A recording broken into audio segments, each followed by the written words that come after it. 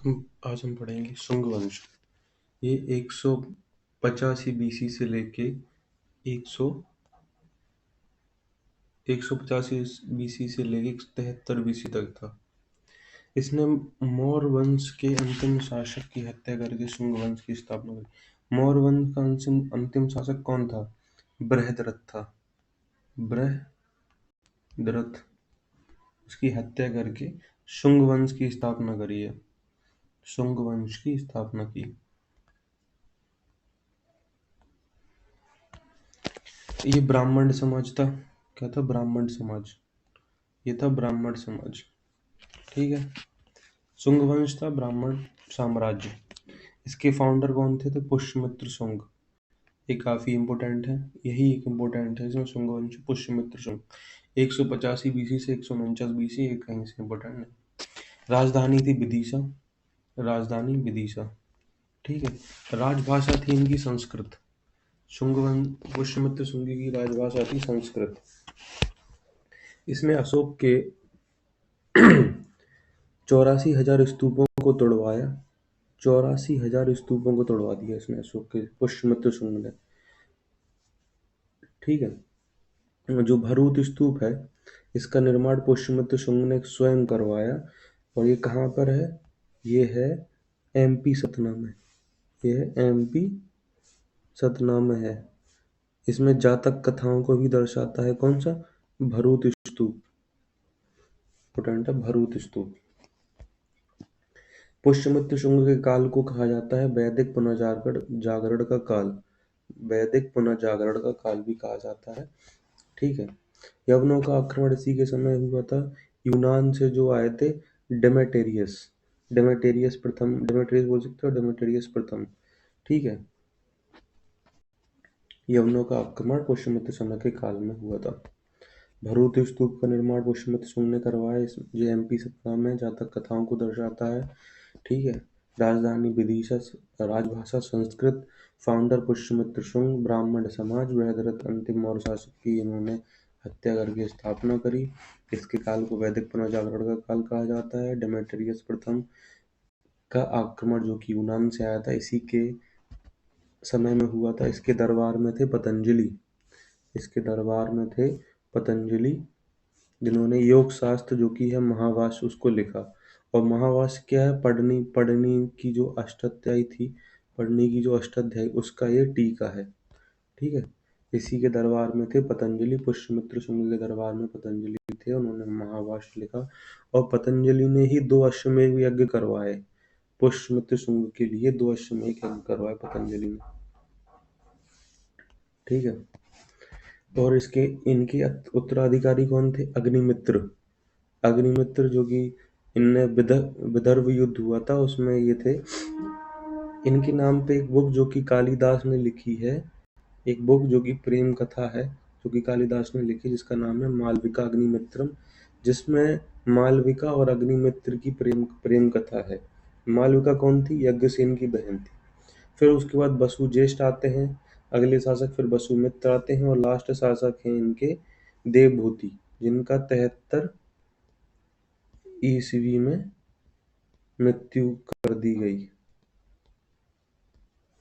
ठीक है। वासुदेव ने इनकी 73 ईस्वी में मृत्यु कर दी। अग्निमित्र ने कलिंग के विरुद्ध अभियान किया। उस समय चेदी और कलचुरी वंश का शासन था। चेदी और कलचुरी वंश का शासन था, जो कि उड़ीसा के थे। और इस चेदी और कलचुरी वंश के जो फाउंडर थे महावेग वाहन थे। चेदी वंश का प्रतापी शासक खारवेल था। चेदी वंश का प्रतापी शासक था खारवेल। ठीक है।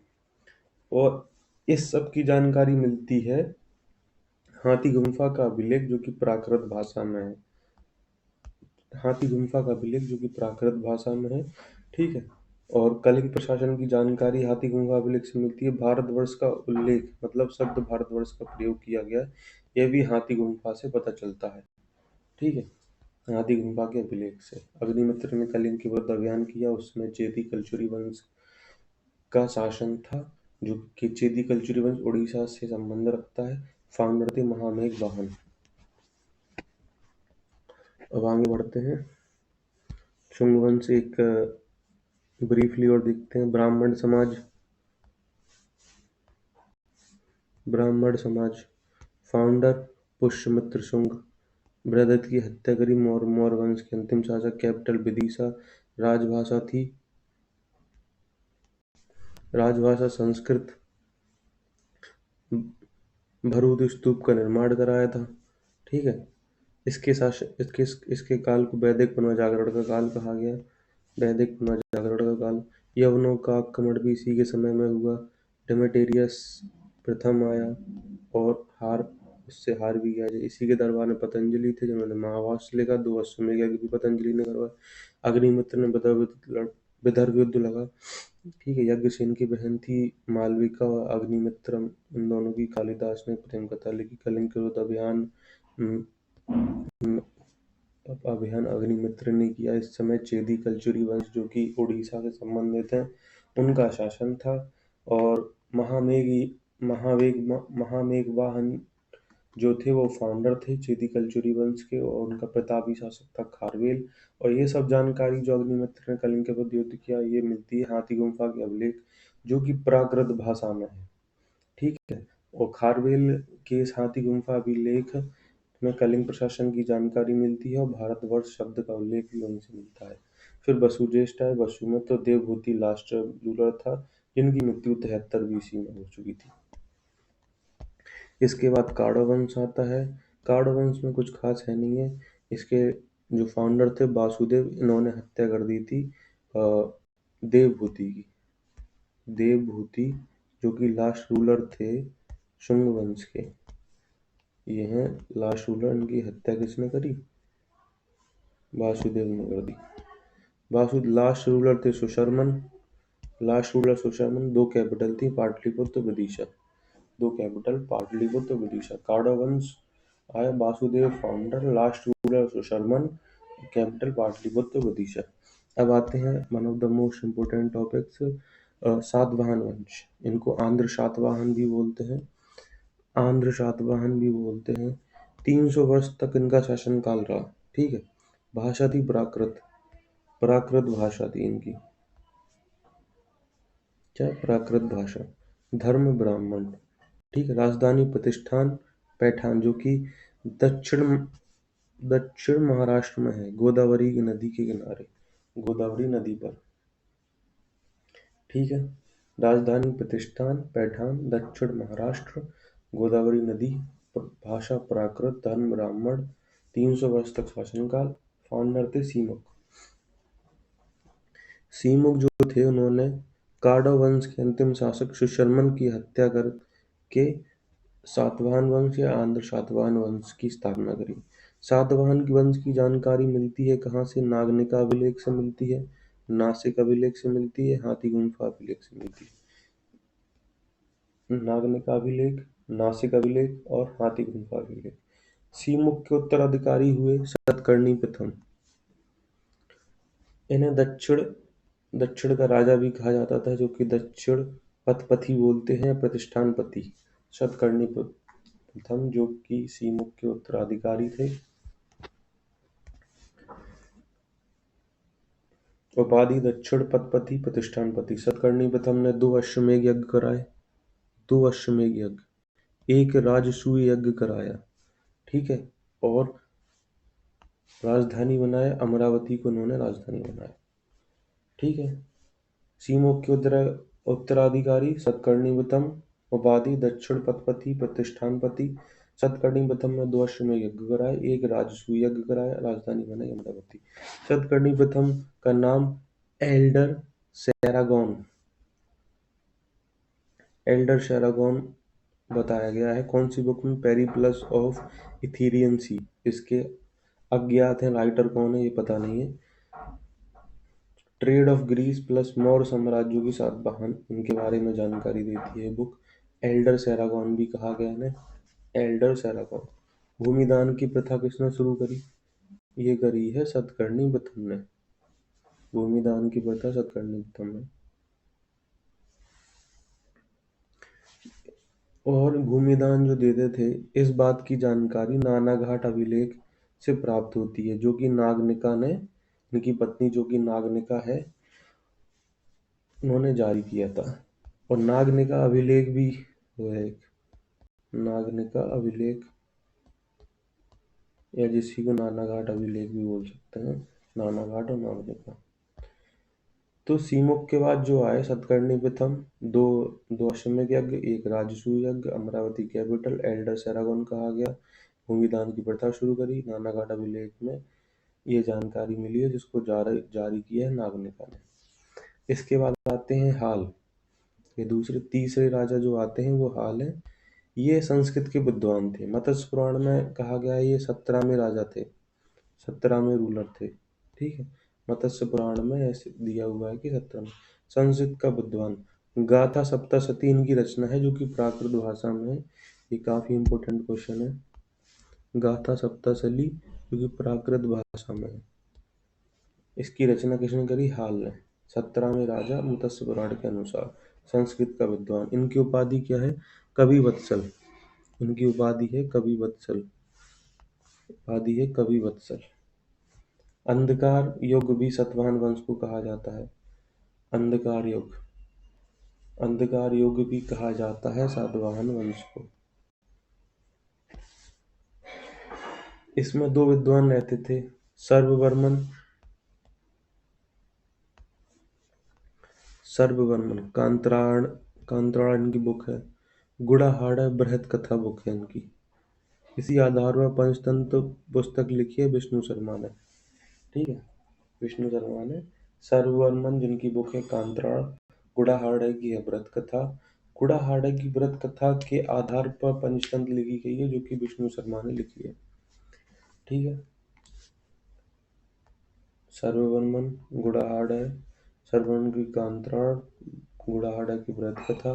गुड़ाहाड़ा की बृहत कथा जो बुक है बृहत कथा के आधार पर ही पंचतंत्र जो कि विष्णु शर्मा ने लिखी। गौतमीपुत्र सतकर्णी ये 23वें राजा थे। 23वें उपाधि इनकी देखो, बहुत इंपॉर्टेंट है इनकी उपाधि। अद्वितीय ब्राह्मण, एका ब्राह्मण जो कि इनकी माता ने कहा था, एका ब्राह्मण। त्रिसमुद्रीपति, वेड़कटक स्वामी। ठीक है, अद्वितीय ब्राह्मण, एका ब्राह्मण, त्रिसमुद्रीपति और वेड़कटक स्वामी, ये इनकी उपाधि है। किसकी? गौतमीपुत्र सतकर्णी की, जो कि है 23वें राजा है। 23वें राजा है। वर्ण व्यवस्था का संरक्षक भी कहा गया है इन्हें। वर्ण व्यवस्था का रक्षक भी कहा गया है। माता इनकी बलसरी थी, बलसिरी, जो कि नासिक अभिलेख में अपने पुत्र के संयुक्त रूप से शासन, ऐसा दिया हुआ है नासिक अभिलेख में कि अपने पुत्र के साथ संयुक्त रूप से शासन करती थी। समाजता प्रतिसत्तात्मक, इसने शक शासक नहपान को हराया। जोगल श्राम्बी नासिक से मिले मृत भांडों से पता चलता है, जो कि 13,250 कॉइन्स है, उनसे यह पता चलता है कि नहपान को इन्होंने हराया। शक शासक जो कि नहपान थे उनको हराया। जोगल श्राम्बी नासिक से मिले मृत भांडों से पता चलता है। इसके बाद गौतमीपुत्र सतकर्णी के बाद आते हैं वरिष्ठ पुत्र सतकर्णी। वरिष्ठ पुत्र सतकर्णी आते हैं जिनको पुलवामी भी बोलते हैं। पुलवामी रुद्रदमन से पराजित हुआ 2 बार। ठीक है, रुद्रदमन जो कि उज्जैन के क्षत्रप थे। ठीक है, 2 बार पराजित हुए, लेकिन बाद में इन्होंने क्या किया, अपने उज्जैन के क्षत्रप रुद्रदमन की पुत्री और वरिष्ठ पुत्र सतकर्णी के पुत्र शिव श्री, इन दोनों का विवाह करवा दिया। तो उसके बाद सब कुछ सुलझ गया। इनको पुलवामी बोलते हैं। वरिष्ठ पुत्र सतकर्णी या पुलवामी रुद्रदमन से 2 बार पराजित हुए, फिर उनकी पुत्री रुद्रदमन उज्जैन के क्षत्रप के थे, 2 बार पराजित हुए। उन्होंने अपनी पुत्री और अपने पुत्र शिवश्री के विवाह। फिर यज्ञश्री सतकर्णी आए जो कि लास्ट इम्पोर्टेंट रूलर थे। इन्होंने जलयान के चित्र वाले सिक्के जारी किए जिसमें जहाज दिखाया गया है, यज्ञश्री सतकर्णी। इसके बाद अंतिम शासक हुए विजय सतकर्णी। ठीक है, लास्ट इम्पोर्टेंट तो देखो ये हो गए, तो ये तो लास्ट इम्पोर्टेंट हो गए यज्ञश्री सतकर्णी। और लास्ट रूलर जो कि इम्पोर्टेंट नहीं हुए हैं विजय सतकर्णी। विजय सतकर्णी सात बार उन्होंने शीशे के सिक्के चलवाए, 500 ग्रेन के। पोटीन चलवाए, पोटीन जो कि मिक्स ऑफ कॉपर, टिन और लेड होते हैं, तांबे के। सर्वाधिक व्यापार इन्होंने किया कहाँ से? कल्याण नामक एक बंदरगाह है, वहां से किया सर्व। सातवाहनों ने अमरावती स्तूप बनाए जो कि आंध्र प्रदेश में है, ठीक है। कसारपड़ सिक्के, जिनको चांदी के सिक्के बोलते हैं, जे मेंशन है पढ़नी की अष्टाध्याय में, वो चलवाए। सातवाहनों ने कॉइन्स पर अपने राजाओं की पोइट्री, मतलब उनकी तस्वीर को इशू करवाया, ठीक है। कौन से अपने राजाओं की पोर्ट्रेट इशू करवाया, ठीक है। कल्याण नामक इनका बंदरगाह, जिससे सर्वाधिक व्यापार करते थे। शीशे के सिक्के 500 ग्रेन के, प्रोटीन के, तांबे के, प्रोटीन होता था कॉपर टिन और लेड का मिक्सचर, ठीक है। लास्ट रूलर है विजय सतकर्णी, लास्ट इम्पोर्टेंट। यज्ञ श्री सतकर्णी, जिसने जहाज के चित्र वाले सिक्के जारी करवाए। अब देखो यहाँ पे क्या है, कुछ क्वेश्चन है इनके।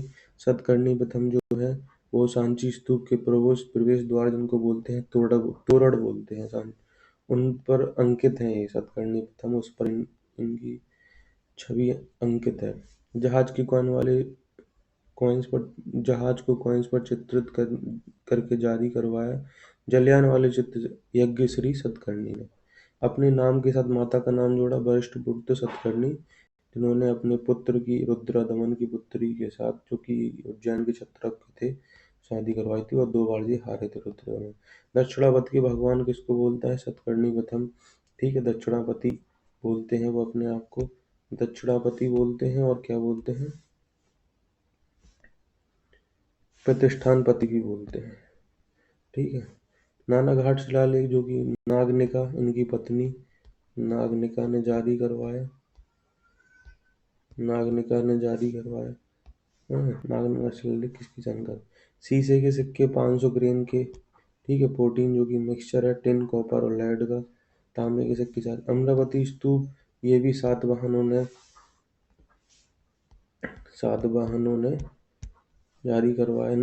नलगिरी का समर्पण, नलगिरी एक जंगली हाथी का नाम था, बुद्ध के जीवन के दृश्य को दर्शाती नलगिरी का समर्पण। प्रतिमा शिल्प प्राप्त हुआ कहाँ से? अमरावती स्तूप के आसपास। ये 3 वंश हो गए हैं, शुंग वंश, काड़ो वंश और सातवाहन वंश।